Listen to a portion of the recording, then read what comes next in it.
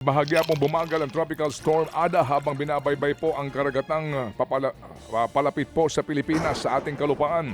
Huling namataan ng bagyo 370 kilometers sa silangan ng Surigao City sa Surigao del Norte.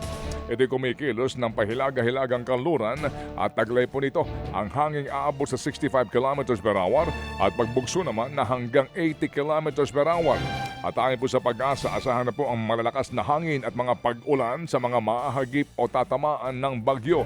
Ayon po sa forecast at sa track ng Pag-asa, inaasahan pong lalapit ang bagyo sa may eastern o northern Samar bukas, Sabado po yan, at sa Catanduanes po naman sa araw ng Linggo. Kung lilihis ang bagyo, ito rin po ay posibleng tumama sa kalupaan ng Eastern Visayas o sa Bicol Region. Sa ngayon po nakataas pa rin ang signal number 1 sa eastern portion po ng Camarines Norte, Camarines Sur, Catanduanes, Albay, Sorsogon, pati po sa eastern portion po ng mainland Masbate, Ticao Island, Burias Island, northern at eastern Samar, Biliran, gayon din po sa northern at central portion po ng Leyte, eastern portion po ng southern Leyte, Dinagat Island, Surigao del Norte at Surigao del Sur. Samantala sa kaugnay na balita, suspendido po ang klase sa lahat ng antas sa ilang lalawigan sa Bicol at Visayas dahil pa rin sa bagyong Ada. Walang pasok po ngayong araw sa buong Albay, Sorsogon, pati na sa ilang bayan ng Camarines Sur at Catanduanes. Wala ring pasok all levels sa Mobo at POV Corpus sa Masbate, Manhuyod, Negros Oriental, Northern at Eastern Samar, pati na sa ilang bayan sa Biliran at Samar. Suspendido rin ang klase sa lahat ng antas ngayong araw sa Tacloban, Burauen, Carigara, Hulita at Tanawan, Leyte, ganon din sa Hinunagan, Southern Leyte. Samantala po naman, sasabihin pa rin po ng flood control scandal, ginawa po ng state witness ang tatlong dating opisyal ng DPWH at isang kontratistang sangkot sa kontrobersya.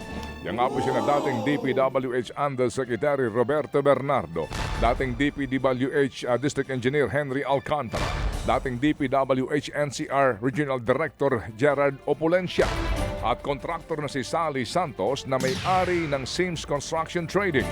Bukod sa pagiging testigo ng Estado, pasok na rin po ang mga ito sa Witness Protection Program ng DOJ.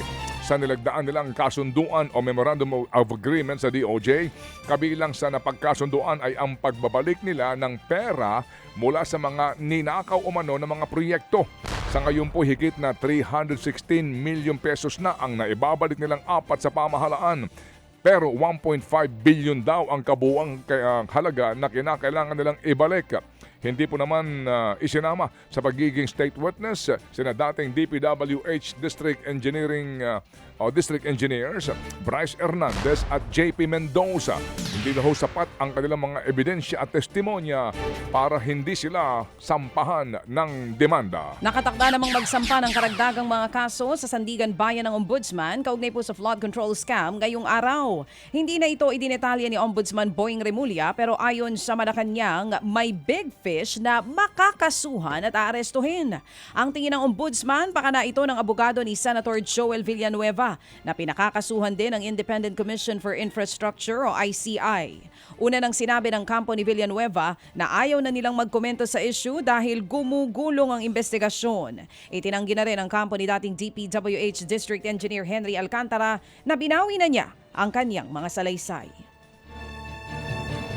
Yan po sinasabi ni Ombudsman Boying Remulla kahapon kung bakit daw po biglang nagkaroon ng balita ng retraksyon. Sa ilang po namang mga balita pa rin, itinuturing po na bilang number 1 na most wanted ng Pilipinas ang negosyanteng si Charlie Atong Ang. Meron na rin po siyang 10 milyong pisong pabuya. Ang DILG sa sinuman po makapagtuturo kung nasa saan ito. Mula kasi nang ilabas po ng Santa Cruz Regional Trial Court Branch 26 ang arrest warrant ni Ang at 17 iba pang akusado sa naturang kaso ng mga missing sabongeros, si Atong Ang na lamang ang hindi pa nahuhuli.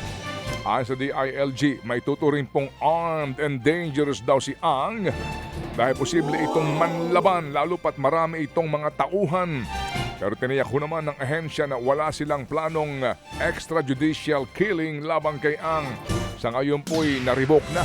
Pinawalang bisa na po ng PNP ang mga lisensya po ng baril Oo, nitong si Atong Ang, 6 daw po ng mga baril ito na nasa kanyang mga pangalan. Humiling na rin daw po ang pulisya na mapasama si Ang sa red notice ng Interpol. Mga kapatid, brothers and sisters, saan ka pa? Dito na tayo sa totoo. Dito na tayo sa True FM. Mga kapatid, mag-subscribe and follow po kayo sa social media accounts ng True Network PH. Yan po kami, hanapin nyo lang True Network PH, Facebook, Instagram, YouTube, TikTok, and podcast. Mapa Apple or Spotify man yan, mahahanap nyo kami. Lahat ng mga napapanood at napapakinggan nyo po sa programa, nasa social media accounts namin yan. So paano mga kapatid? See you sa social media!